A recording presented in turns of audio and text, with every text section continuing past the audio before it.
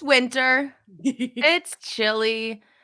We have just passed spooky season, but I'm trying to capture that spooky energy with the scene that we're doing today. I know we're past it in time, but I think we're always in spooky season in our hearts. Absolutely. And the other day you were working on your piece from Winter's Tale. So the exit pursued by a bear. And I'm always challenging folks that that's not the best stage direction in all of Shakespeare. In reality, there's a better one. And so that inspired me to do that scene today. So we've got ghosts. We've got the best stage direction in all of Shakespeare.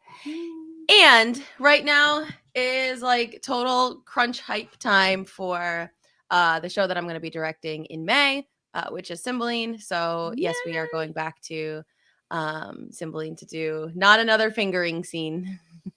Yes. But a good scene nonetheless. I'm here for it. So this one requires a little context, which I mean, it's Shakespeare, kind of all does. But basically, Posthumus thought his wife was cheating on him and told his servant to kill her, and then feels real bad about it, as he should. Spoiler alert: she is still alive because the servant was like, "No, I hear you, but no. Why would I do that?" But he doesn't know this, so he thinks he's killed his wife. He is very, very sad. Most welcome bondage, for thou art away, I think, to liberty. Yet am I better than one that's sick of the gout, since he had rather groan so in perpetuity than be cured by the physician death, who is the key to unbar these locks. My conscience, thou art fettered more than my shanks and wrists. I can't read this morning. We're struggling here. So basically he is glad to be in jail because he knows it will mean death, and death is freedom for him because of his very, very guilty conscience. So he falls asleep in jail alone, and then we get ghosts. Yeah. So we have 4 ghosts enter. His father, his mother, and then his 2 brothers. So the stage direction here is solemn music. Enter, as in an apparition, Cecilius Leonatus, father to Posthumus, an old man attired like a warrior, leading in his hand an ancient matron, his wife and mother to Posthumus, with music before them. Then, after other music, follows the 2 young Leonati, brothers to Posthumus, with wounds as they died in the wars. They circle Posthumus round as he lies sleeping. So his father, mother, and brothers enter. And then they just bitch him out for like a long time. Like it is motherly and fatherly scolding. They are not happy with him. And so they kind of go through the story of what's happened so far. Why did you suffer Iachimo, slight thing of Italy, to taint his nobler heart and brain with needless jealousy, and to become the geck and scorn of the other's villainy? Like, why are you so stupid? They sum up what's happened in the play so far. But they're begging for Jupiter to find forgiveness for him. So, since Jupiter, our son, is good, take off his miseries. Peep through thy marble mansion, help, or we poor ghosts will cry to the shining side nod of the rest against thy deity. Help, Jupiter, or we appeal and from thy justice fly. So they are telling Posthumus that he's a big dumb idiot, and then appealing to Jupiter to kind of save his soul, essentially. Then we get this stage direction. Jupiter descends in thunder and lightning, sitting upon an eagle. He throws a thunderbolt. So he rides in on the wings of a golden eagle, throwing thunderbolts. The ghosts fall on their knees. Jupiter yells a bunch, does forgive Posthumus. All the ghosts disappear. all the ghosts say thanks, Jupiter, which was the funniest moment of any. It's so like current. It's just thanks, Jupiter. Not even thanks, Jupiter. Thank you, good sir, or anything. Just thanks, bro.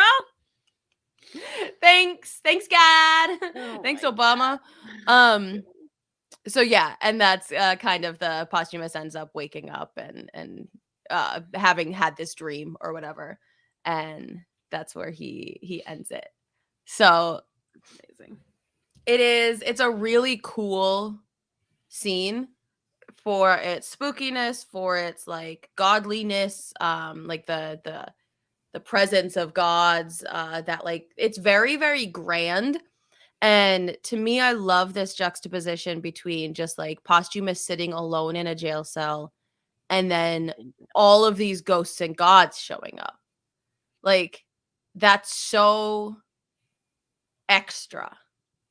And like the setting and Posthumous, like everything is so minimal in the scene, but then this like wild, fantastic stuff happens around him. And I think that's really cool. That's very cool. Also, I love because I know this scene only because of the bracket challenge you did within Edition, because you were like, how are you not picking this? We're like, but donkeys. Like, yeah, seriously. Yep. Jupiter flies in on the wings of a golden eagle throwing thunderbolts. Oh man, yeah. Excuse me. I feel like this scene is full of nuggets like this, that have like really strong moments. And then here's the thing. Let me figure out how to word it.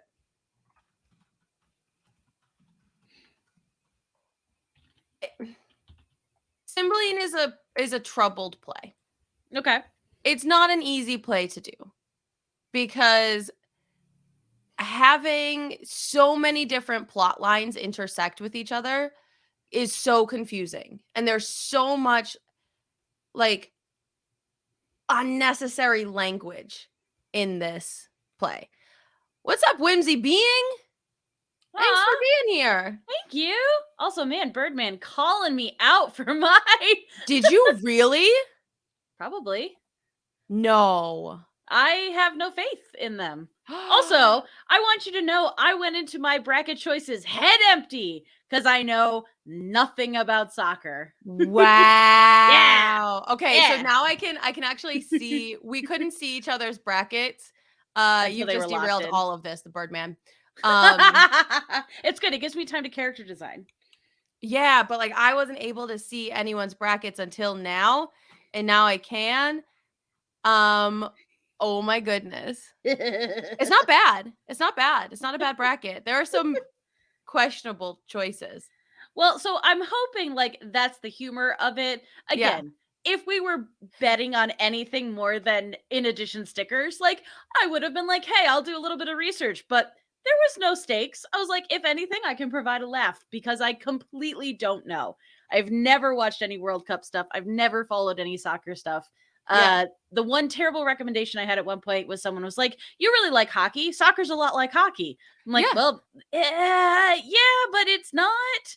And like, it's much in the like coming to appreciate the fact that they can go so long without scoring and stuff like that, and the tension and all of that. Like, it was the wrong pitch for me to like get me excited about it because I'm like, no, because there's fights in hockey, and I like fights, and I like the the storytelling aspect of it, and the teams that are against each other that I know.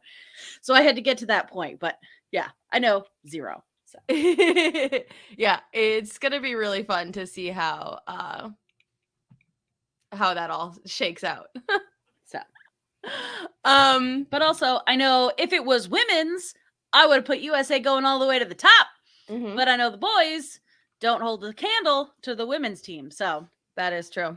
We have a very, very young team this year. Mike and I have been listening to like a serial style podcast about the U.S. men's national team. It's been so fun. Little babies, little baby boys. They are the youngest team in the World Cup this year. Also, I have the like I was watching a hockey game last night with my dad and my family and everything, and having those moments where like, so I've been a Pittsburgh Penguins fan forever and ever, and a number of the players who still play for them are a couple years younger than me. So they're in their 30s now and everything. And like they were showing one of the new guys who is like 21. And I'm like, you're just a child. Just a sweet little baby angel. Sweet little boy. Yeah, but like one of our players is 19 and a total dickhead on the pitch. So it's going to be great. So like 19-year-olds. Yeah. Oh, I love it. Welcome everybody. We are sketching the ghosts scene from Cymbeline. So Posthumous in jail. Kind of happy about it because he did some real dumb stuff and feels bad. And then the ghosts of his mom, dad, and brothers show up, and they're like, "Why are you such an idiot?" Also, Jupiter, please just like help this poor, sad, stupid. And Jupiter shows up and does. That's the hot take summary. Yeah. But yeah, so kind of like I was saying, like Cymbeline is filled with so much unnecessary language. There are so many parentheticals in this play.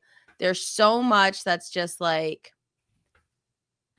really, it's just unnecessarily poetic. And I know that's like sacrilege to say about Shakespeare.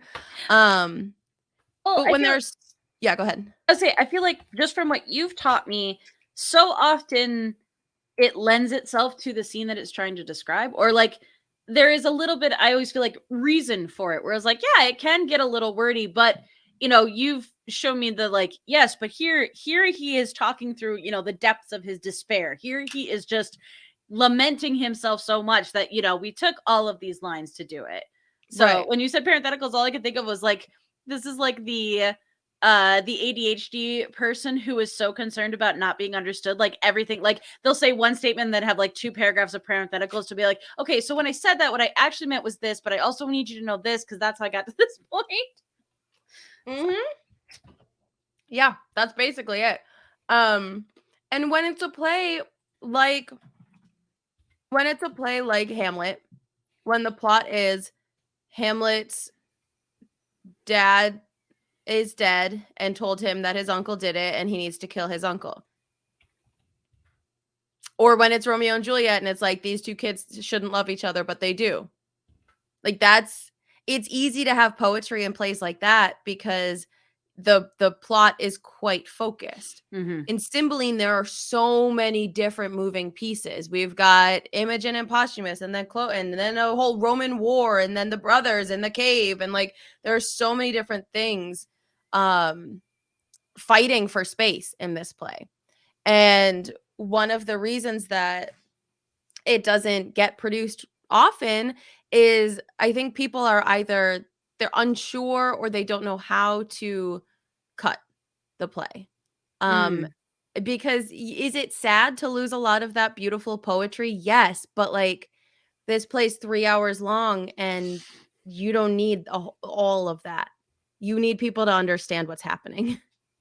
And so I feel really good. I'm directing it in May. And I just had last weekend I had a read through of the cut script that I did. So I cut like an hour out of it and wanted to make sure that it still made sense, like that it still flowed, that the plot still like actually was clearer than in the full script.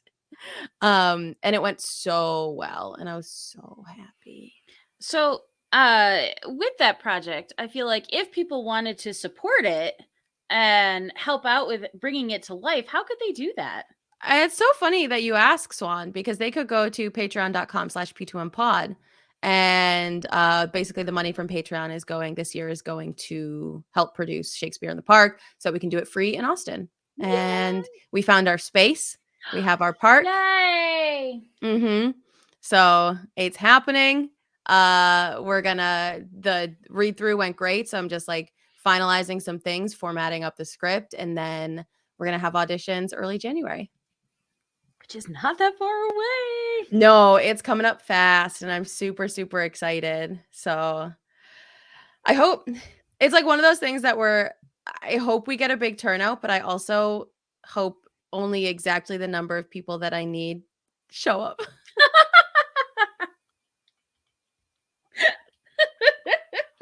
Because I casting the show is going to be so hard. Oh. It's always hard. Casting is always hard, but yeah, for this one, I don't know. Like, I just have so many different ideas of the direction the show could go, and it's gonna show up. It's gonna depend on who shows up, and I love that feeling of like excitement and anticipation. And I know some people who are auditioning, but I don't know. Now, I mean, again, you have I would assume, the nice connection of the Baronsman, which is Mhm, specifically Shakespeare. Now, mhm. does that like, I assume that there's kind of a rotating group of people who participate in that or audition for that. Is there an overlap with what you're doing, or is yours expanded more out to your network of people that are outside of Austin? Yeah, so the Baronsman is a resident artist company, resident artist based like format company. I don't really know how to describe it, but so we have a group of resident artists each season. So in January also, they kind of open up auditions to past resident artists and like to the community, and you do your monologue, and it's kind of like, because it's such a community based venture, you know. I just sprayed this hand sanitizer on because it's like a lotiony hand sanitizer, Mm-hmm. and I like it, but then I just inhaled it and it didn't feel nice. Honestly, so relatable. Yeah. Um but yeah, so they do like resident artist auditions, so like building that community, and then the shows are cast from there. If they need more people, they open it up to the community also. So it's kind of a rotating cast of people, but it's a lot of the same people a lot of the time in that resident artist structure. Okay, So that's cool. a bunch of those folks I know are going to audition for Cymbeline, and then I have a few folks who are gonna fly in from New England, which is also Yes. super exciting. And I'm gonna open it up to the community, so we'll kind of see who shows up and what happens. That is exciting. Hmm. Yeah, because it's only one rehearsal, we've got a lot more flexibility with like where people are and Right. Plus, you time can commitment. do, stuff on Zoom if you need to. And I feel like with the crew that you've established with Waking Shakespeare, Walking Shadow, yeah. Walking Shadow. There it is. I was like, some of these words are right. Um, you're used to the kind of like prep and then show up and go. So you don't Hmm. have to bring them up to speed with the concept. Yeah, it's a tough concept. It's a hard it's a hard way to do a play. Yeah. But one of the audition questions is like, how good are you at memorizing lines? Please be honest, because this is the whole thing is memorizing lines without any rehearsal. Ugh. Hope you're good. Um but yeah, so it'll be interesting to kind of see who shows up and what we end up having. Just excited. That is Very excited. exciting. Yeah. I'm very excited. I think it's going to be awesome. Yeah, Awesome. Awesome in Austin. awesome in Austin. Oh, And yeah, the brains. park we were at is cute, and we're gonna dress it up. We're gonna gussy it up a little bit, and yeah, it'll be fun and good. Talk to me about jail, Swan. Okay. So, well, one, I've never been. Um, so I'm using my imagination. Mhm. So I think I just rewatched Knight's Tale the other night just for fun because I wanted something that was just, I was like, I just want something easy, and it's so fun. Um, Ah! yeah, I had so many feelings and so many just Mhm. like, oh, and then my brain exploded. But anyway, so I'm going with kind of what I would say is the period styling of something like Knight's Tale or Princess Bride, where it's Mhm. of a time. Yeah. Because also I love in Princess Bride the old king and queen when he's like shuffling to his room. Like that's all I could That's think of. nice, dear. Yeah. Pat, pat. It's so good. I love it so much. So I kind of wanted them, and then I was like, oh, okay, like I just want that kind of ambiance look and costuming. But then I was Yeah, thinking, I like, love okay, that. so what's a fun way to bring? Because we did go. I can never remember the plays. We did Ghost, where we had the opposing Mhm. battlefield. and they had Yes. ghosts coming in and talking to them. So I'm like, okay, so that was a certain way that I introduced ghosts, and they kind of just came in from the darkness around them. So I'm like, all right, with this one, because he's contained to this specific cell, I wanted to have it be one of the cells that had moonlight coming in through it. So then you've got him laying down, and then the ghost will Oh, appear in the moonlight that's coming into the cell. what? So yeah, and then this is him. This is him yelling at him. He's laying down and he's asleep, and then Dad's yelling at him. So yeah, so I needed, like, it's one of those where I've been trying to spoilers, as I've been trying to collect these into possibly a printed version of it, I realized that I am so frequently not working on any sort of standard comic page. So I'm like, well, perhaps we could fix that and not make Yeah, my life that's what I was harder. gonna ask about this, like, layout sketch. So I wanted all of that to be the setup. So then by the end of that page, you've got mom and dad, and you've got the two brothers. And then moving to the next page, you'll have a little bit of interaction where they're all doing, so that then you get a big splash of lightning bolts. I cannot draw lightning bolts, so I was gonna, but like, I can't for some reason. Nailed it. I psyched myself out. So there's Jupiter. So he's gonna be pissed and doing his his mad face. Angry Jupiter. Angry Jupiter. Look at these. I just, That's pretty good. yeah. But I always joke with my kids. I was like, you know, the people that I teach and everything, I was like, there's some stuff like I can draw hands, no problem. But as soon as it comes to like lightning bolt, I'm like, don't know how it works. Can I can't. you so this is like lightning bolts 101 now, I guess. What is the, I guess, couldn't you just do like a single line? Like, is Mhm. it in the making it, I don't like an outline Yeah, versus just like the crack of lightning? I think so. And I could definitely, I could have just but even with those, like, there's something about, they're not uniform at all, but there's a very Yeah. specific like pattern that they take. I have trouble drawing barren tree branches too. It's just one of those, because I'm like, no, just do like a wiggly thing. And I'm like, I can't. I don't know how. Huh. So yeah, just a weird, like, That's super weird. yeah. Like One of like it's just so funny because, like, to me, it's such a recognizable shape that feels like it would just be like easy line work or whatever. Yep. But Yep. obviously there are things that like just don't like fit in our hands or Yep. whatever. And that's so funny. That's so Yep. interesting. Yep. So and I tell them, I was like, there are things where it's just like, if I start to think through it too much, like, I'll completely lose it, and I'll have to, I'm like, okay, but it's a beautiful thing about being able to go to the internet and look at references and resources and be like, okay, yeah, I know how this looks. Yeah. Yeah, on the fly. Like, it usually takes me a couple to practice. And I was like, apparently I just don't draw lightning bolts that much. Tell you what still lives in my brain though. I can still do the, Yeah, the yeah. S. That's exactly what I was thinking Guy. of. Oh yeah. No issues there. He's still totally fine. Even I can do that. Let's see. Oh my god. Also, what up, Slutty Mage? Hello. And Vineyard Warrior. Yeah, I know. Streams. And I even did my Friday stream. It's 3 days in a row. You get so much content. Oops. Does it go in? Is it an oh yeah. Maybe I can't. But like, Yeah. look at that. Yeah. Art Art. on my to-do list. Yeah, that's really, I'm sorry for bringing you such a painful. No, it's good. Again, these are good things. It's good to practice. It's one of the ones where my personal frustration with like struggling with perspective, I find a lot more shameful, because there are very specific steps I can take to learn and get better than that. I just hate doing it, so I choose not to and just struggle through it. But with What do lightning you bolts, mean? it's what, Like, so for perspective.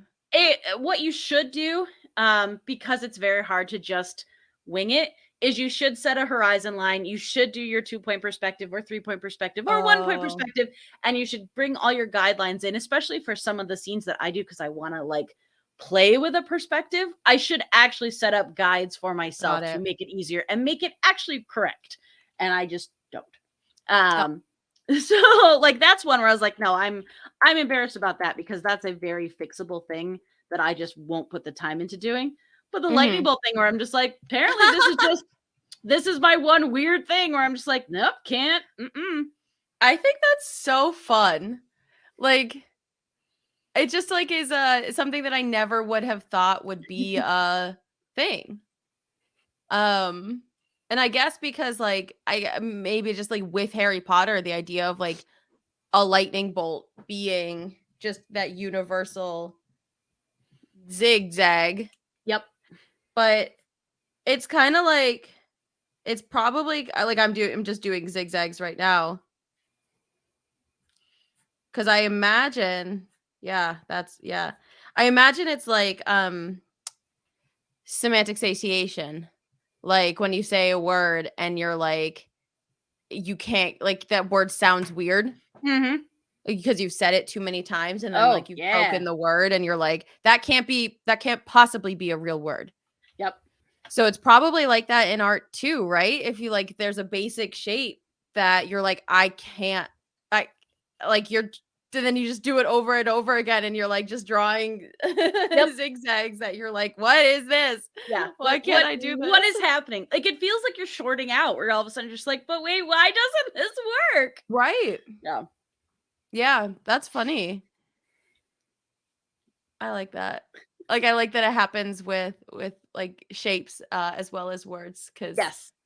When I find too, something that I have found with graphic design specifically, and specifically like logo design, Uh-huh. um, if I have a certain word, so the whatever the word is, it's the brand or the name or whatever, I double check and make thoroughly sure that whatever that word is completely spelled correct. Because as I scroll through Oh my my god. fonts and you look at it in all these different fonts, all of a sudden you're like, that's definitely not the word. That's not how that's Right? spelled. Like it looks wrong, and then you just like melt down. So I'm like, okay, beforehand, I'm going to set it, make sure that it's fine, so that as soon as my brain starts doing that, be like, nope, you checked it already. It's fine. Yeah, that's a really good point, because like oh, when you're, like, in that list and the letters, like, you've got serifs, you've got sans serif, like, they're just all the letters meld together, and you're like, "What even is this word?" And especially because business names can tend to be, like, weirdly spelled anyway or, like, "clever," quote, unquote. Yep. That's wild. That's gotta be so, like, mind-numbingly, uh, I guess, just mind-numbing because your brain is just, Yeah. like, trying to process it. Yeah. It is, again, it's one that like the first time it started happening, I was like, what is going on? Like I feel weird. And I took it out and I typed it somewhere else and I wrote it down. And I'm just like, I'm feeling very strange right now. My brain is broken. Yeah. Help Now me. help me. Yep. Well, I Oh, so man. appreciate it, like being able to say it and having other people be like, "Yes, this makes sense." Because sometimes I swear, like I'll have these experiences. I'm like, "This has got to just be me." Like nobody else is going through whatever this strange thing is that we're experiencing right now. Yeah. No, I definitely get it because some I saw a I saw a meme. Oh god, I have to refind it because it was just like a meme that was like, "I am very tired and my brain is soup," or something. And Oh. like I was like, that is it's like a little giraffe. Yeah. Or it's a deer. I'm Yes, tired and my brain is soup. I sent that to our group. So yes, Oh, then yes. yes, because Clearly my brain is soup. I was like, yes, this is so accurate. Oh my god. Uh, Yep. Yep. I am tired and my brain is soup. That's how I felt for the past couple weeks. Just soup brain over here. well, And and it's it's funny because doing the Cymbeline read was like the most energized I've felt in like a while about theater content because it's tough yeah, sometimes when your brain is soup and you're tired.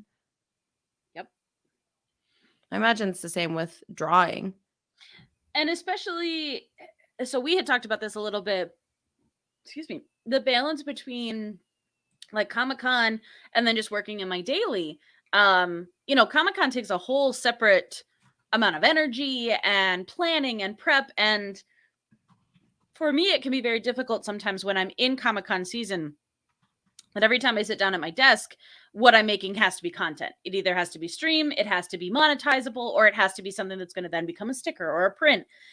And that can be really hurtful to the full creative process because then there's so much extra pressure where like, okay, you've got 2 hours, you better make something that you can then make money off of. Yep. And some days they're not all winners. So it's nice to have that, like, oh, I just did this thing. Yeah. Yeah, just okay. And sometimes too I will pull up old pieces of artwork and just kind of work on them so that Yeah. it's not, I don't have to start from the ground and build all the way up. I'm just like, all right, I'm gonna noodle with this piece a little bit. It might be something, it might not be. Yeah, and it's almost like a little brain reset because like you're not having to come up with anything new. Yep. This new is But hard sometimes. new is hard sometimes. It really, really is. And I made the decision this week to just not do nano this year. And it's like, it's frustrating and it's sad. And I feel like a failure, even though I know I shouldn't. I know that it's like a very normal thing to like with a new job and a lot going on. I just don't have the energy.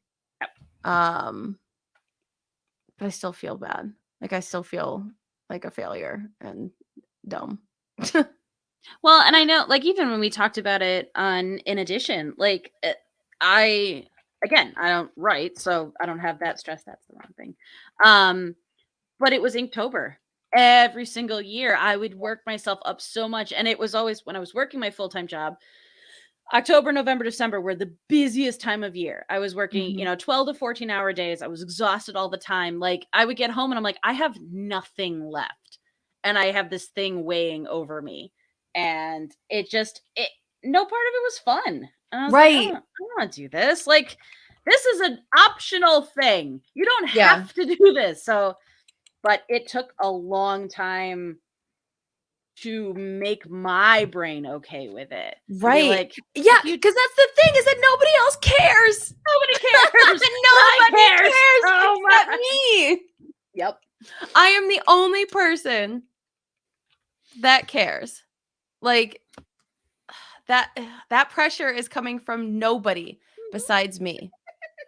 Yep. And it's still crazy pressure, but like I just my mom's kicking butt with Nano this year. She's at like Aw. 32,000 words. Yay. She's been devouring like she'll find a detective novel like series author and she'll just like read all of their books. She's read like 700,000 books this year. Aw. And so she's writing a murder mystery. And yeah, it's really like I'm really I'm going to make her let me read it. I'm going to she Yes. doesn't get a choice. Yes. But like yesterday she finally figured out who did it, who did the murder. Like she didn't know Oh, when she started. So no then she had to go wonder. back and like add in clues up to like where she is now. And it's so much fun. I'm finding joy in her like more joy in her success than like if I spent 24 hours trying to crank out 50,000 terrible words. Yeah. And so one of my goals this year, like 2023, is I want to get back in the habit of writing. And I've said that for a long time, but like I've just never followed through on it and everything's been up in the air with not having a job or like, new job, stuff like that. So my 2023 goal is going to be um to like write a monthly short story. Yeah. And I think that will be helpful rather than like putting all of my writing for the year into 1 month and then burning myself out because I've written 50,000 words in 3 days. Exactly. Yep. So, I don't know if like that's helpful for an Inktober 1000%. kind of thing. Because that was again, I was like, I'd have all these ideas and the, distilling it down to the base thing, which is just the whole goal of it is to try and get into the habit of drawing every day and specifically inking, which it was something, a lot of people struggle with. Mhm. And so I was like, if I just dedicate more time to creating more art throughout the year, like it's a win. At the end of all of this, it's a win. And for Yeah. me, like streaming stuff helped because then I had the guarantee like, okay, every Friday you're going to make art, whether you're, unless you're really, really physically ill. Mhm. Um, Mhm. and then adding Doodle Crew and adding this into it. It was one of those where I'm like, okay, I am don't say forcing, but I'm setting that standard of me making art, but then also I'm just getting in the habit of making more art, and Right. Right. it feels a lot better. Mm-hmm. Yeah. Well, and even, this year I didn't do, there's not always a specific list that comes out for Inktober, but someone awesome in the Discord made up their own, and it was all like D&D characters, and it Yeah. was rolling and stuff. I did 5 of them, and I was really happy with them and had fun. And I was like, nope, now I'm getting busy and I don't have any more time. And I just stopped. And it Yeah, was and that's okay. okay. It was okay. It's Yep. crazy how okay that is. Oh. Because nobody else is putting that pressure besides us. Yeah. But yeah, I'm hoping that I can take it kind of more like your weekly streaming is a really great kind of inspiration for setting aside that time and following through on something that you want to practice, like that you want to practice but not necessarily shove into just a 1 month Yes. marathon sprint, Yep. whatever it is. It's Yep. a marathon, not a sprint, Swan. Yes. Boy, my brain though, my competitive sports brain says, but sprint. Always sprint, never stop, no rest, ever. Like, Right. that's bad. Right. But if I can do, 10 short stories next year by the time we get to Nano, then like I will have been writing and writing will be easier. Yes. That's the goal. And hopefully I can take one of those short stories and turn that into a novel. Yeah. And I'll actually have ideas rather than this year when I was like, I don't even know what the heck I am even trying to write. I want to do like a literary, just because like I'm not really writing to publish. I'm not really writing to like, I just like having things that I've written. Absolutely. But I want to do like a whole literary series on like this time travel book that I set up where I kill John Steinbeck. Yeah. But kind of like I love the idea of time travel stuff and different practicing kind of like what we're doing with this is like practicing different styles. Yep. And trying to match a style of writing to the period I'm in, I think would be fun. Yeah. And I think man, everyone coming for me for 3 days Right? in a row. I was like, sometimes I do streaming. Mm-hmm.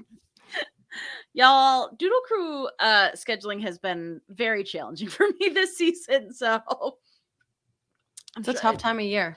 Choking on my coffee. Oh, it really geez. is. Dying here. Yeah, and I think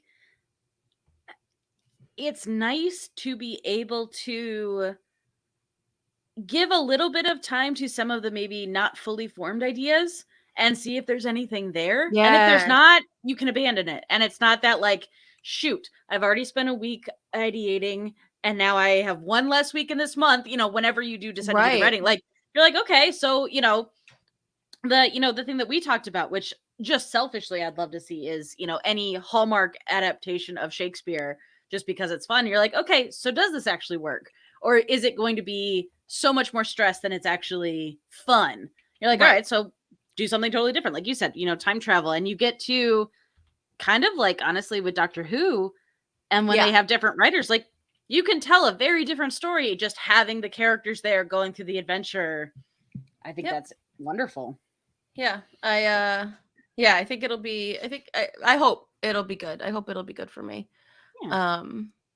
Because I really love writing and I don't do it enough. And I think I'm not terrible at it, which is high praise for me to give myself.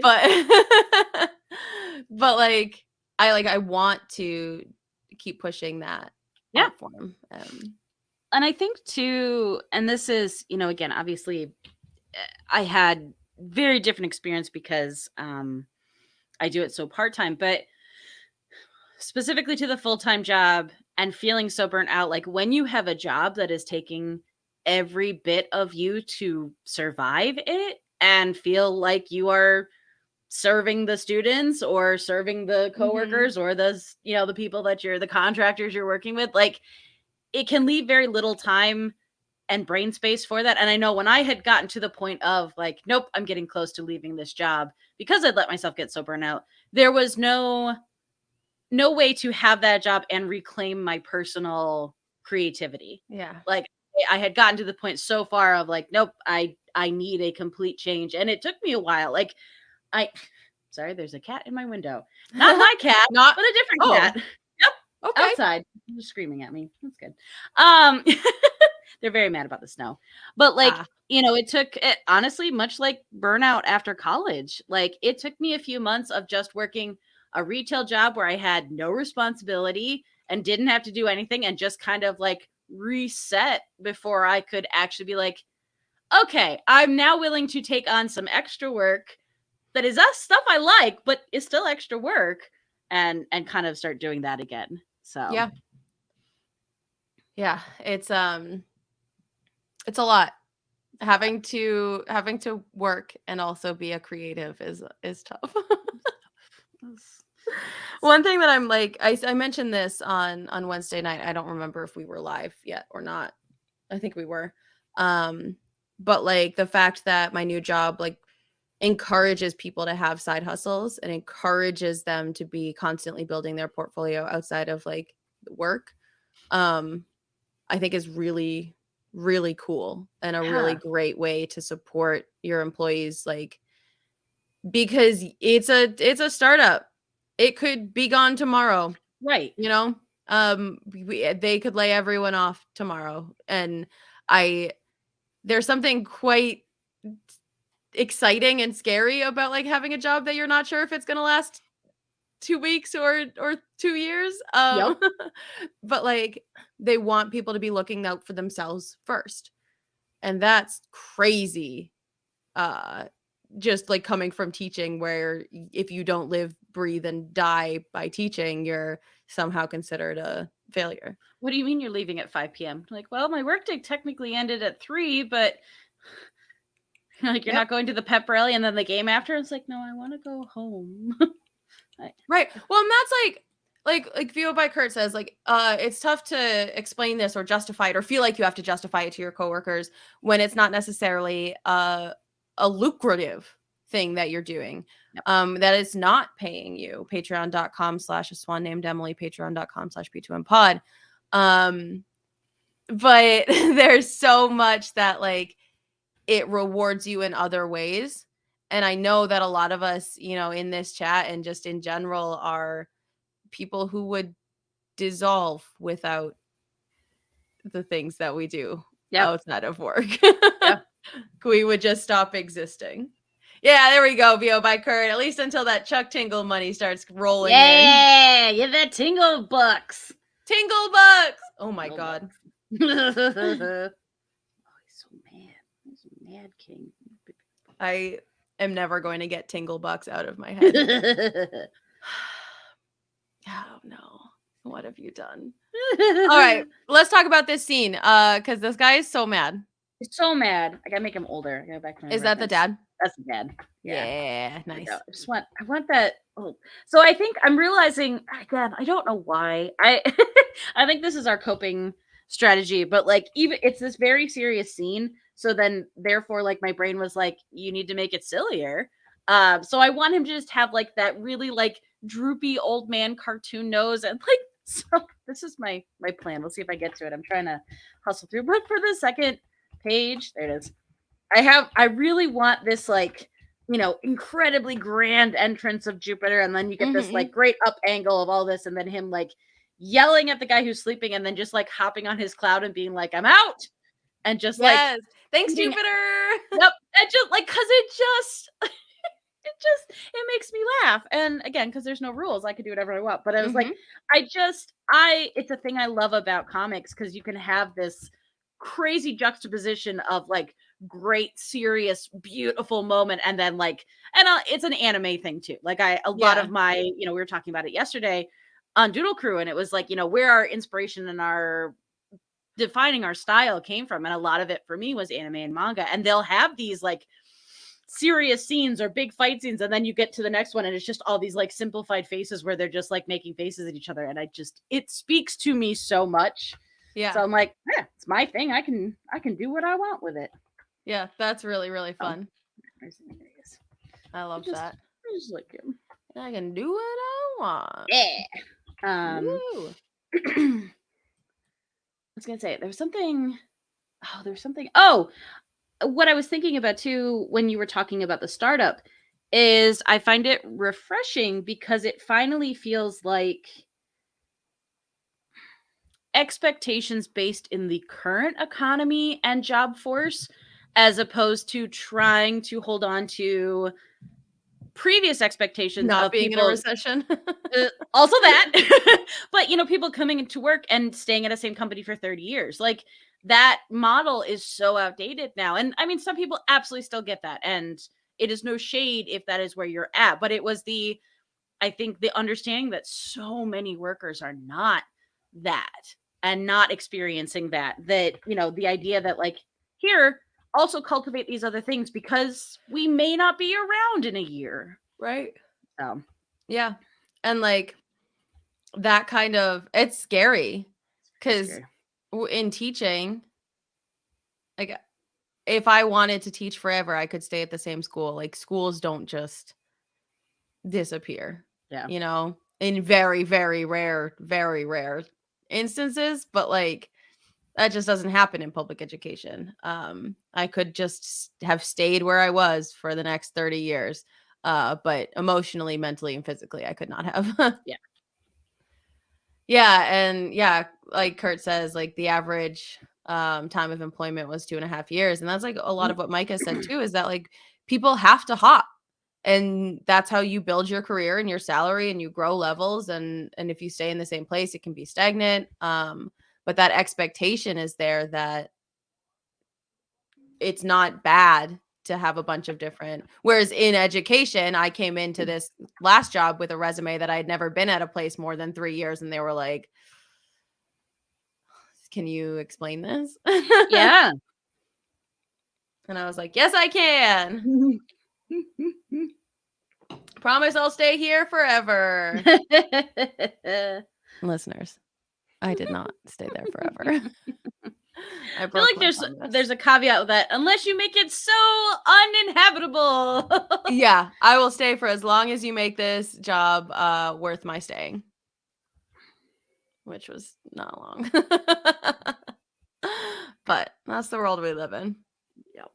You win some, you lose some, and then you lose some more, and then you lose even more of your will to keep going. But yeah, so it's cool to be in a place where that's like encouraged to have things that you do outside, because I think it's important. You got to have stuff for you. Yeah. And I think it's one of those things where I don't know that some higher ups actually understand how much it ends up benefiting them. Because if you are creatively fulfilled or you're exploring all these things, like you could learn a brand new program, you could come in with a fresh idea. You are constantly, in a way, growing and changing and making you that much more valuable to the company. Exactly. Yep. Exactly. But, some people are ding-dongs. Some people are ding-dongs. Very unfortunate. Made him too young. I want him to be just too young. So old. Make him older. Yeah, there we go. I'm droopy. Is that just like... So that's really interesting. Like you just changed the shape of his chin for age? Like you didn't add wrinkles, you just... So there's an interesting thing. Especially when it comes to like animation. The rule is always the more lines you start adding to a character, the older they'll start to look. But what I try and think about is, so the jawline I had on him before was a little bit stronger. And you tend to see, that's crazy how much that changes. Yeah. Yep. It's the natural way that faces are affected by gravity. And like, yeah, he's real droopy. He's droopy. That's so wild. Yeah. I love that from a character design like aspect. Also gave him crazy wispy hair because he's ear hair. It's very important. Because you can change the age of a character so much by just doing so little. Like if I wanted So if I start, my queen and just have her, kind of like, okay, I'm here. As I start adding like those lines and those lines and those lines, even without giving her hair or anything, she's already started to age more than she was when I Yeah. first, so it's fun. It's a fun thing. Yeah. That's really like interesting. Yeah.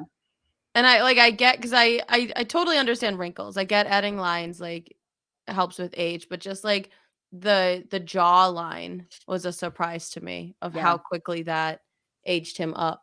Yep. And I really like I think what I might have is I love when you get, you kind of have that like I want him to be hunched over and I want it to kind of have the, from the chin to the neck, so he's gets kind of turtly. Oh, yeah. That you don't really have that like Yeah. Yep. yes Yep. shelf or whatever. So It like does it's look just like a turtle. it does.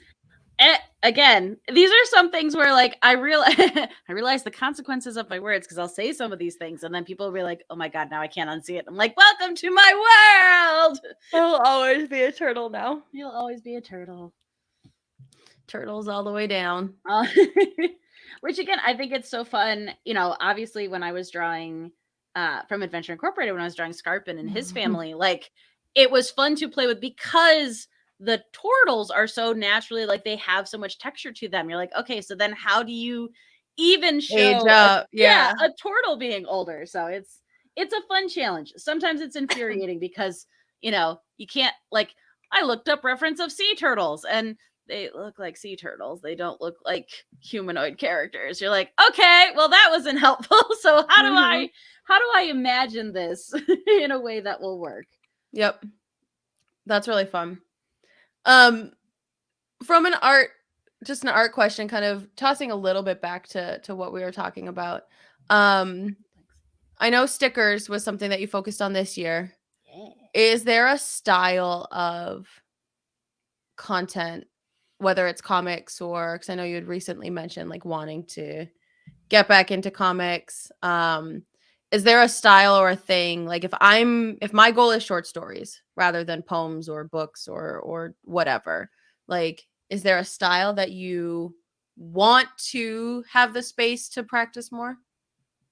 Or I guess a genre? Yes. Yes. Format? So I think and it's a very apt question because it's been something I've really been working through lately. Sorry. No, it's good. Again, it's the reason we did a very uncomfortable topic on Wednesday night because I'm like, I hate it, but I need it. I really have found that what I love, and I think why I love this so much is I love getting to much like a short story, drop in, play around in the world a little bit and then have the space to go somewhere else.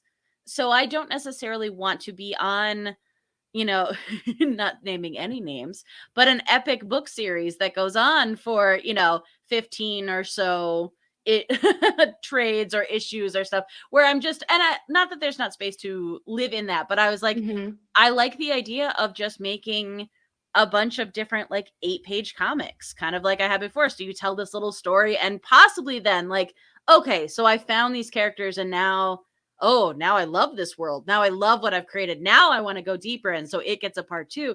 But I think I like the idea of just because character design is something I love so much.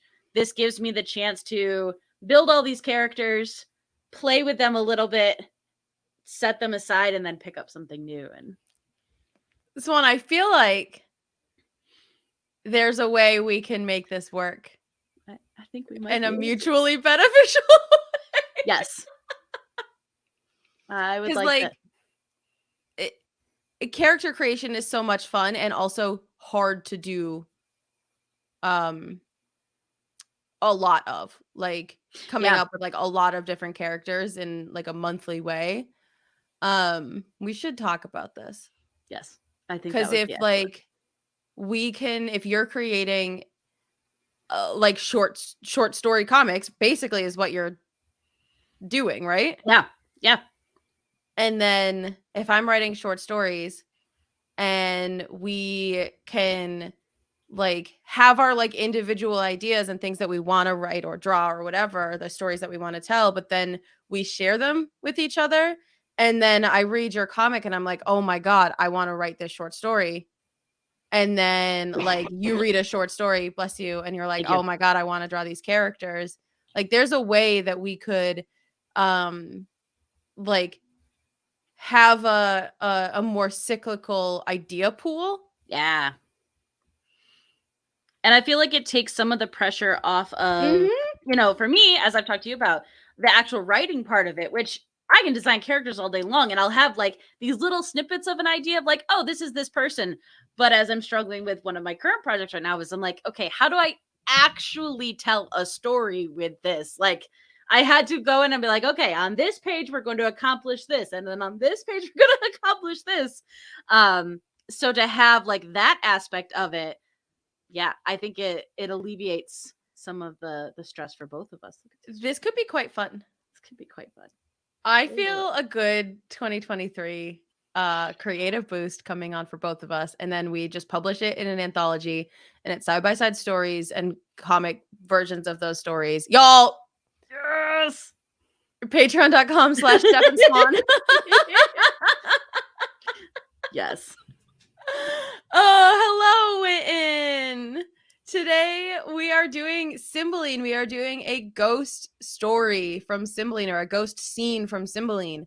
So Posthumus is being a ding dong in jail because he was a real dummy. And then the ghosts of his mom, dad, and brothers come and they're like, "Why are you such an idiot?" Look at that grumpy old man who's so like mad. He's so mad. Why are you such an idiot? Why are you the only one of us still alive and you're such a disappointment? And then they're like, okay, but Jupiter, can you just like help him out anyway? Because he's stupid, but like he's a good stupid boy. And then Jupiter comes in and is like, I'm Jupiter. That's the scene we're doing. Okay. Again, leading into this funny thing, like you know what else is an inspiration for this is the ghosts from Stardust. Sorry, shorted out. And how like their running commentary was so good. What an incredible book, movie, story. One of the few where I feel like both of them are phenomenal together, independent of each other. Changes that were made were great. Like, yeah, it's an excellent movie and an excellent book. Not a perfect adaptation of the book, but really great movie, really great book. Yeah. And I feel like they kept the like Neil Gaiman has such depth to his writing, but he also has fun. And I feel like they kept the fun in it. Yeah. Also, Mark Strong as Septimus. My goodness. It just was so good. So good. Yep. Right, what you did just give me an idea though. I wonder if, do you know if there's like an illustrated version?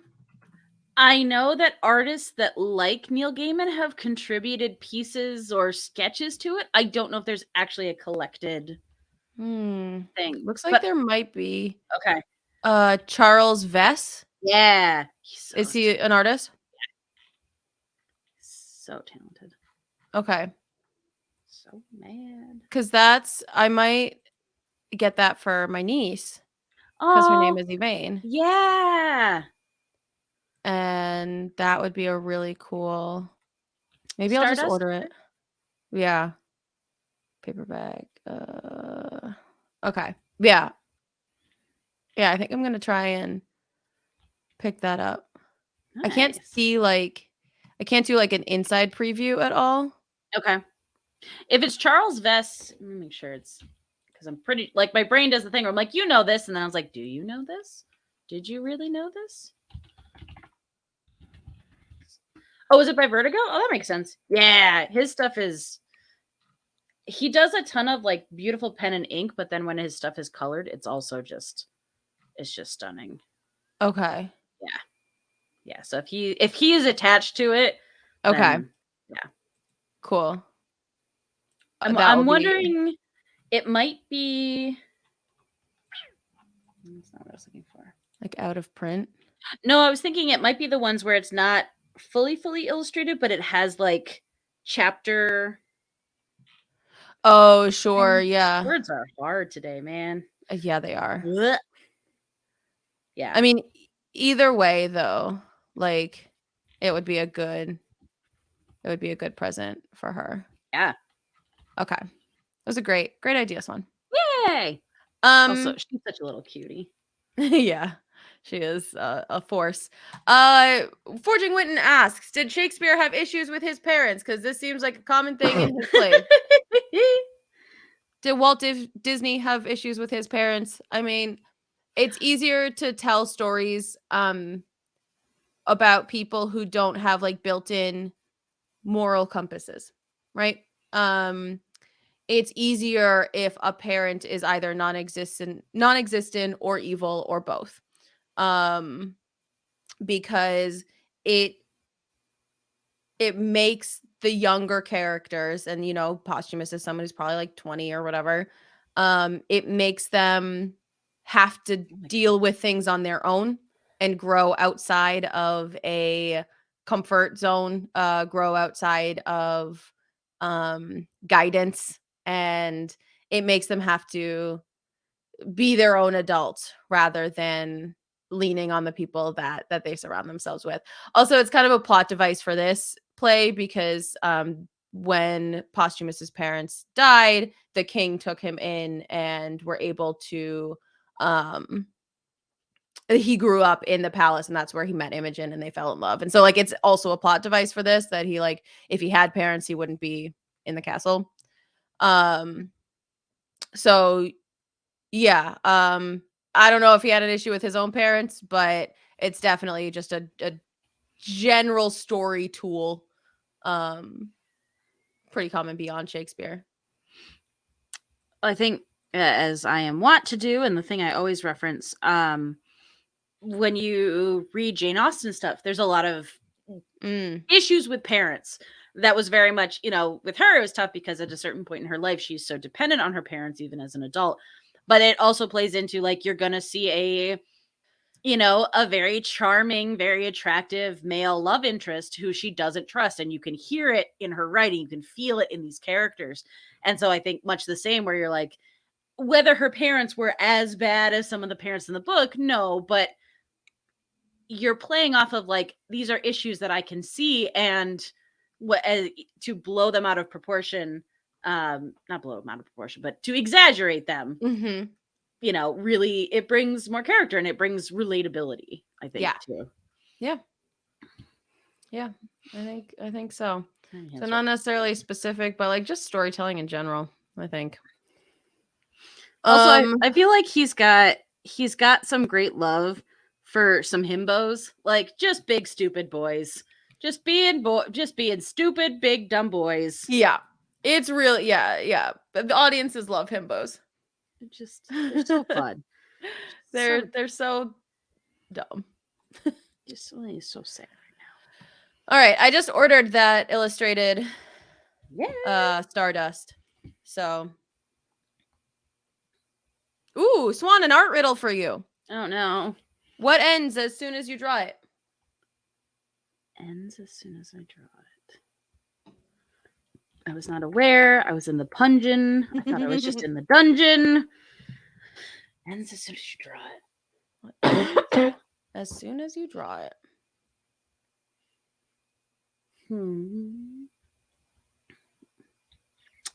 Well.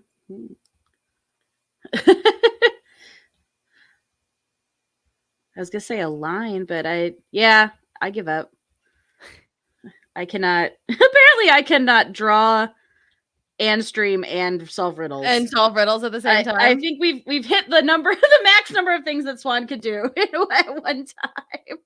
Hey, okay. a conclusion. All right. It's pretty good. I like that. I would not have gotten there. I was thinking far too literal. I was also thinking like a literal drawing. It was a good riddle. Yeah, I like it. It's a solid riddle. Riddle me this. What is I don't have one. I don't have anything. I was gonna try and make a joke, but I didn't even have anything in the tank. I'm sleepy today, y'all. My brain is sleepy. Yeah, it's a day. Yeah. I'm also hungry, which is always a problem for the thought process. So yesterday my big idea, I was gonna make croissants. Ooh. I really wanted to try to make croissants, and I made the dough, and as soon as I mixed it, I knew it wasn't right. Oh no. So I set it aside to rest, and it did nothing. And so I was so excited. I was calling today Croissant Day. And then Mike got us croissants to watch the first World Cup match this morning. He went to the bakery and got he got us Croissant Day. He saved Croissant Day. You saved Croissant Day. Yeah. What a good boy. What an angel. And then he let me just like sleep on him on the couch for 2 hours. I feel like you're winning Sunday, honestly. Yeah, I did. It was a late night last night. We had our Shakespeare editing party at one of my friends' houses because we all kind of have some things that we're working on next year's shows for the Bairnsmen and then Cymbeline. And so it was a long night of not a lot of work getting done, but you know how that goes. Yes. Also, I feel like those times where I'll have those really great nights, there's almost a weird like creativity hangover where you're just like, I had so many ideas and so many things, and now I'm just like, no, the next day I need a little bit of time to recover because I brained really hard. Mm-hmm. And like today is a super busy creative day because we've got this, and then I have to fix that adventuring Patreon episode. So I got to do some editing. I have to edit in addition. Next week's Protest Too Much because we're going away. So like I have to like do all of these. Right. I have to do Protest Too Much Patreon stuff. And then we have a Swoon Tower recording, and then we've got an Adventure Inc. recording. So it's like a marathon of a day that we're settling in for. Ooh, that's exciting. New lighting and a de-icer. Tell me about, I thought it was hot. Isn't the fire doesn't just the fire make not ice happen? Explain how there's ice. How is there ice? Oh, maybe, because it's negative 7,000 degrees when it's off in the state that you live in. So for snow and ice that builds up on it, is that more along tank of water for the yeah. Okay. That makes sense. I was gonna say, how is there ice? So I'm like, I feel like this is wrong, but I'm not sure. But yeah. Right. No, I get it now. When I was just like like I said, my brain's a little broken today. But yeah. So busy creative day, but it's kind of nice to have like some good momentum, and then we'll have a week off. Yeah. Yeah. And you said you headed out, it was like Tuesday? Yep, we head out Tuesday. That's awesome. So yeah, I'm excited. I think it'll be really nice. I haven't been at my parents since, oh gosh, April, I guess, May, before the wedding. Wow. Yeah. So, which I guess 5 months, but it has felt far longer than 5 months. Yeah, if you say that our wedding was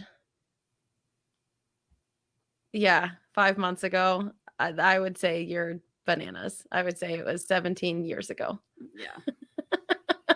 This summer has been I was thinking about Dragon Con, and that was 2 months ago.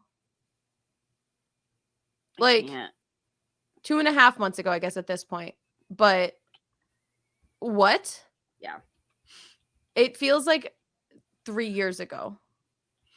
No, when we were talking about this specifically, and we're like, oh, I'm trying, it hasn't been that long since we did an episode, and in my brain, I'm like, that's correct, but it also feels like forever since we did an Yes. episode. I'm just like, what is happening? Yep. Yeah. Yeah. I don't know. I don't know what time is anymore. I don't know what space is. I don't know anything. Yeah, no. But I had a little bit, not a meltdown, but I definitely had like, I can't reconcile this past Monday when I was teaching, and I told the students, I was like, next week is Thanksgiving, and I was unprepared for that information. I'm just like, I can't with that. I don't, nope. And they're like, I mean, you've got 10 days. And I'm like, not the point. I was still feeling like we were beginning of November, and I don't know what's going on. Yep. So, yep. Oh, you'll be happy about this. We're doing a Yankee swap for my family for Christmas. And so we were at there's like a I don't know the best way to describe it. It's like a bunch of different local like artists, creators, like oh, yeah. craft work, like in like a bazaar. Yeah. Yep. I don't really, yeah. I went there yesterday and we both got art to put into the Yankee swap. Yay! So mostly because it travels well, Yep. because we don't have much room for traveling. I still have to like make sure it gets there in no creases or anything, but it's light and slides in the backpack easy. But yeah, we're both really, really excited. They're both like kind of Austin centric pieces of art. So we figured even if nobody else wants them, we will. Yep. At the end, if for some reason you're like, well, it came back to me, okay. Yeah, not mad about that. Now, are you guys flying or are you driving? We're flying. Fine. Yeah. Yeah, we're there Tuesday to Tuesday. So. Oh, that's nice. Yeah, I'm so excited. I've just been so antsy all week. Like once this Tuesday hit, I was like, I would like to be on vacation now. Yeah. So it's just been counting down the days, which puts you into a weird headspace. Anyway. So yeah, you get it. It's a lot of mental build up and then it's over too fast when it happens. Yep. But look at Jupiter.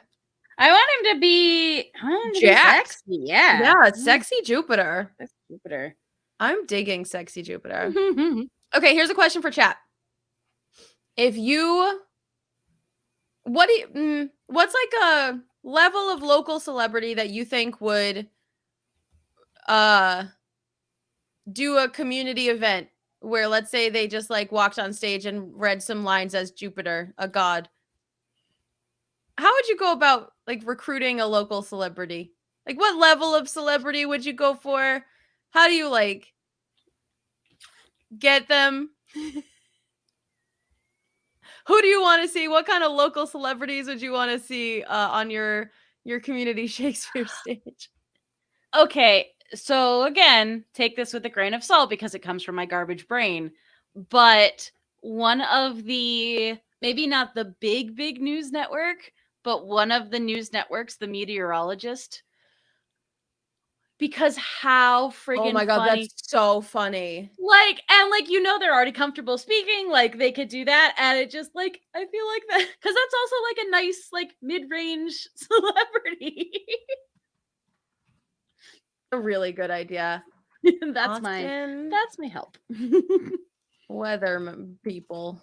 Weather. I was gonna say, yeah, could be weather boy or weather girl. We're your weather girl. Have we got news for you? Just let it be known that Steph and I are sharing one brain cell today, and it's amazing. Yeah, we don't have much between us. My brain is soup. Okay. Yeah. That's a really funny. That's a really funny. I love that idea. Okay. I'm going to put that on my list of local celebrities to ask to come be Jupiter in Cymbeline. Because I figure it would be a really fun way to like get some community hype. Yeah. Oh, yeah. I'm not gonna make them memorize anything, Kurt. Yeah, I'm gonna like give them a scroll or a tablet or something. Because technically in the scene he's supposed to have like a tablet that he leaves with posthumous, but I'm cutting all that. Yeah, it's something that like I wouldn't ask anyone to memorize. I wouldn't even ask them to show up to the one rehearsal that we have. Like just show up at 2 p.m. or not 2 p.m. We're doing like a 7 p.m. show. Show up at like 6:30. We'll put your costume on you. We're gonna give you some smoke bombs to walk out of, and then read this line. Yeah, I'm not going to carve my own slate tablet. I'm not even going to put in the effort to do it on like styrofoam or whatever the hell. Like, nah. Mostly it's because it cuts like 10 minutes of worth of lines. And I need that time back. We don't have time for tablets in this. Also, that seems like a lot of energy and a lot of work. Yeah. We're going for minimal effort, maximum impact. Yeah, thank you. Yeah. So I'm excited because let's see, I'll put it here because this is I'll do it in Google Photos. This is the park that we are going to be performing in. Park search. So this is the Ooh. Oh, there we go. There we go. Oh, that's so cool. This is the space, and it's cool because it's got like these kind of stone seats. That's like the audience area. That's a duck. Does he come with the venue? He does not, unfortunately. So you kind of look out into this almost amphitheater-y space, and I'm excited because what I'm gonna do is for our wedding we had like 40 pieces of garland and then like a million battery candles. So we're gonna put a curtain up here to give it a little backdrop, and then we're gonna hang vines kind of like all over. Yeah. And then I'm gonna put all of the candles that we have around the front. I don't know if you can see there's like a little step down here. Oh, okay. That's a dog poop bag. So like on this lip of the stage, we're gonna put candles. And because it'll be like dusk time, I think it'll look really, really pretty. Oh, that's gonna look so cool. Yeah. So I think that'll be fun. I'm excited for that impact. And that again, minimal effort, maximum impact in a way that like there's battery operated candles, like, but it's gonna create such a cool effect from stuff we already have. So, Yeah. yeah. Heck yeah.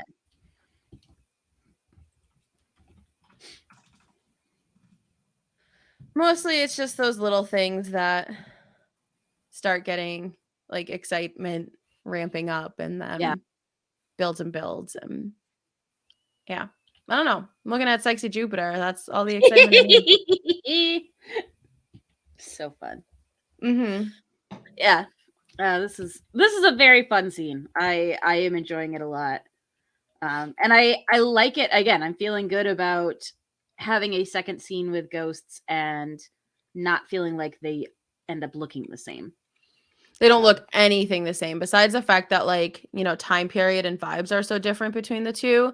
There was so much more of a they were less present. They were more like dreamlike maybe. In the Richard scene. But like these have that same ethereal effect, but like feel very in the space. Good. Look at all those lightning bolts. So many lightning bolts. They're pretty good, Swan. We got lightning bolts, we got clouds, and then we got Jupiter out. Now, let me ask you this. Is this like a mergod situation, like a cloud god where like he is just like a torso and a cloud? I like to think that he is a whole body, but that he chooses not to wear any clothes. So he's Oh, got okay. like just like one that kind of draped cloth that just floats where it needs to float, and Yep. Okay. Okay. No, I am in for it. I just wanted the clarification if he was like Yes. half god, half cloud. Yeah. Well, and I think Um, I'm trying to remember because is Jupiter the counterpart to Zeus? Is he the Roman equivalent? Okay. yeah. So yeah, yeah. Because I do get lost because I know some of them will have all of the same attributes, but then they'll have like something else. So I liked him scooting around on his cloud. Yeah. No, I And think that's really fun. He kind of looks like a sailor, like a little sailor boy in this bottom, right? Like, yep. And I'm out. yep. But that's really fun. And I like how whimsical it fits in this like very stark. That was kind of one of the things I was talking about from the beginning. Just with this scene in general, how stark the scene feels, and then how like fantastical and extra Yeah.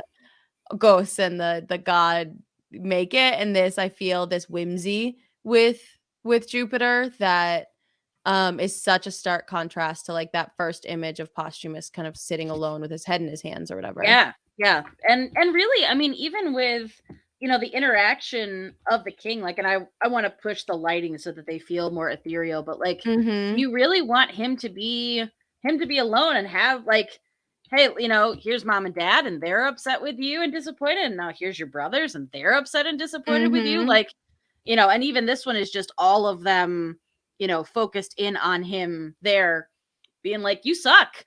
And so I like that you build it up to have enough sadness, and then you get the little bit of levity because he does get forgiven. And Yeah, exactly. It kind of starts to turn that scene around a little bit.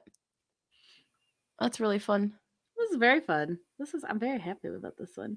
It's like we should do like the uh Shakespeare character sexy calendar. Is what those are the vibes that it's giving me. Yep. Well, and and this is, me absolutely self-serving. But what I personally love about this show and what we get to do is, so often because I don't know more of the context, I Mm-hmm. always think back to like the Ariel scene where, taken out of context, it is such a tremendously scary scene and like so intense. And in the play, it's not really that much. Like, it can be very intense, but it's not scary in the same Uh-huh. way. Like, I enjoy that these sometimes where it's so taken out of context, like this could be happening with a whole bunch of other really depressing things, but I was like, but I'm gonna make it funny. Yeah. Just so man, it's a long arrow. It's like a spear that went through him. Oh, spear? Yeah, I don't know. He's Oh, impaled like, because they died in war yeah. with their look at you picking up on that text. Yep. So one's got like he's missing some of him, and the other one, like I said, that was very much to the like how all the brothers Yeah. died in. Yep. That's really fun. I Well, and hadn't I think even I like thought through that. I was like, why is there a spear? Why is there a what are you doing? What Yeah, and what what are you doing? these are the things where like it's fun for me because it made me laugh. It's specific for this reason, but it's one of those where if the audience picks up on it, great. If they don't, it's okay. Like, it doesn't diminish the scene any because you still know that these are the two brothers um in it. And I just like that's the stuff I really like. I feel like it fleshes out the world more, and Mhm. also, again, these are, I don't know why that stuff is so fun for me, but boy is it fun for me. Just lounging. Sleepy boy. Yep. Um Fun story. This season of Protest Too Much is on content creators. Yeah. And I just remembered this, and I had meant to tell you last week, but the girl that I have coming on for next week, like a week from now, I haven't recorded it yet, is a comic artist. And I feel like I have done a great disservice to you of not sharing this site with you literally 2 years ago. But I messed up, and now I'm fixing it. So the stuff that she does is called Good Tickle Brain. And basically, oh my gosh. yeah. So Pericles is Captain America, Coriolanus is Hulk, Hal is Iron Man. That's actually a really good one. And so yeah, like she'll do okay, so let's see. I know she does she's been doing this a long time. All right, let's do Cymbeline. Imogen is framed for adultery by the slimy Yakumo. Imogen disguises herself as a boy, runs away to Wales, and meets her long-lost brothers. One battle, many improbable revelations later, everyone lives happily ever after. That's a summary of the play. Oh, that's wonderful. Yep. So she does kind of like a bunch of different funny things like that. That's so fun. But her style is just super cute. Yeah. Like not dead. Dead. Yes. Oh my gosh, I love this. Yeah. I will have to I'll have to share the site with you for real, because I don't know how how we've made it 2 years and I haven't. But I'm gonna need you to help prepare me for my argument. Now's as good a time as any, because what makes a good comic artist, Swan, so that I have some food in my argument for whenever I have to argue why a Shakespeare character would be good or bad.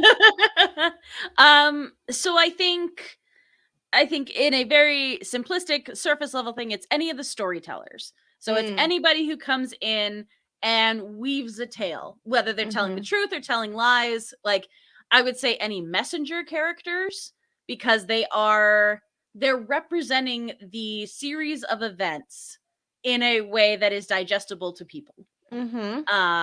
So again, it's I think of anytime you have a play within a play or anything like that, obviously any of those guys would be good. But I also think it's okay. Don't at me, chat, because I'm using very limited knowledge, but things that I've learned between this and between listening to Protest Too Much. Someone like Lady Macbeth, who can see all of the strands. She can see the web that's going on. She can kind of put in and control different parts. And much like we've talked, someone who treats the players as actors, as people in a scene that she can arrange and set up. So much like a stage director, she's doing it obviously with bad intent. But it's someone who can see all of these different parts that are all these scenes, like, okay, so how's this going to lend itself? So we'll say just specifically to what I drew today. I knew that I needed to introduce ghosts. So how do I get the ghosts into the cell without just having them pop into existence, which I could do. But I was like, oh, if it's a jail cell, I could have a window and it could be moonlight and I could do it that way. So it was knowing all of the different facets and then pulling them together to focus on something specific and lead the audience to the place that I want them to get to. Okay. So I always think of her, just from the way you guys have always described her, as just she can see it. She can she can see the matrix. She can see all of these things working, and I would have never come at it from that perspective. But that's really fun. Yeah. I think oh boy. I should know this one because I had to read the play twice, but the person at the very beginning of Romeo and Juliet who gives the like opening soliloquy, where he's just like, two houses, Oh yeah. It's a chorus. Yeah. So like honestly, any of like the chorus members, like it's the people who literally set the scenes. Like anybody who can give you images that show up in your head. So when they say that they have two warring families and then they describe them, like, okay, I can picture these two warring families in my head. And so Okay. like that type of, it doesn't necessarily have to be a person who is a physical painter, sculptor, artist, Yeah. but Yeah. somebody who can give you a mental picture that you didn't necessarily have on your own. Okay. That's really helpful because like I would never have kind of thought about that web weaving. I can see things, Yeah. type of person. And that's going to help me with whoever she gives me because whatever like for any character in the canon, I'll be able to make that up. Like Yeah. any action that they do, they did it intentionally or, whatever because they saw the big picture and how they could fit into that. Yeah. So that's a really helpful. Yay. Thanks, Swan. Absolutely.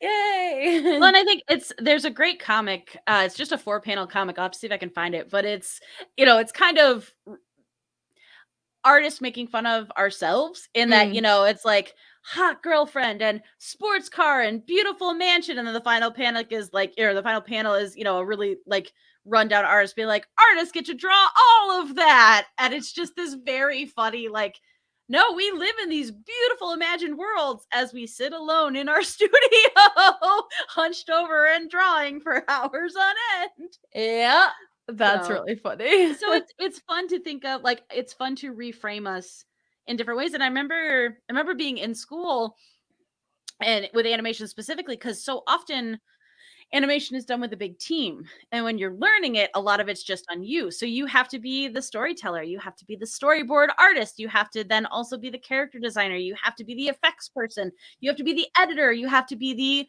logo creator. And so there's all of these different things that go into it to make a final product, which then if you get the chance to work with somebody is awesome, but you kind of have all of these different things that and you collect together. And there's so much of that happens. I think that's why I love seeing the behind the scenes stuff so much, Yeah. because it's nice to know, like, oh, the artist they spent 2 months figuring this all out before I read this one page. Yeah. Okay. Cool. Yeah. So we got like jack of all trades, big picture, Yeah. storyteller in a way, like in any sense of the Yeah. word. Yeah. All right. I'm going to write that down because that's going to win me this episode. All right. Big picture, story, teller. Wait, what was just the third thing you said? Storyteller, big picture. Oh, jack of all trades. Like you Yeah. can do like all the pieces of it.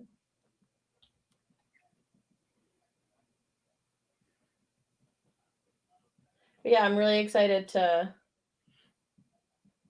record that. I think it'll be fun. Yeah. Have you ever come across the comic that is My Life as a Background Slytherin? No. I'll see if I can send it to you. Also Okay. chat, it's a good time. And it's literally just like a self insert in the Harry Potter world, but it's this just random Slytherin who just observes all of these events that are happening and how like wacky it is from the outset if you're not a part of the core trio. And it has a very similar vibe to this, so that's a lot of fun. Oh my god.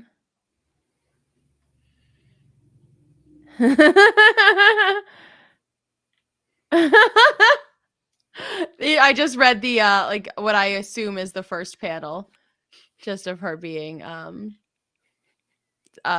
sorted. Yeah. And that's so funny. Yeah, that's really fun. These are times where I'm just like, my goodness, people are so insanely creative. So clever. It's insane. Yeah. It really like blows my mind sometimes. I see things and I'm like, and like, how did you just think of that? Because sometimes things seem so obvious and like they fit so perfectly in worlds that it's like, why didn't I think of this? Like, why am I so dumb that I didn't think of this? Like, yep. What a good idea. I think also kind of tying back to something we talked about at the beginning of it with having a creativity outlet outside of your job is there's a reason I love collaborating with people and being in the room where conversations are happening, because it's so many more brains working at the same idea, and you're going to have people coming at it from different angles, and like that creative energy is so intoxicating, because then you're just like, oh, and that'll inspire me to do something else, and it's so refreshing to not have to do it all by yourself. Yeah. Yep. That is true. Friendship. Friendship Yeah. is magic. Friendship is My Little Ponies. Oh Right. man, Swan. How are you feeling? Good. I'm having fun. This page is fun. This is Yeah. I'm really struck by the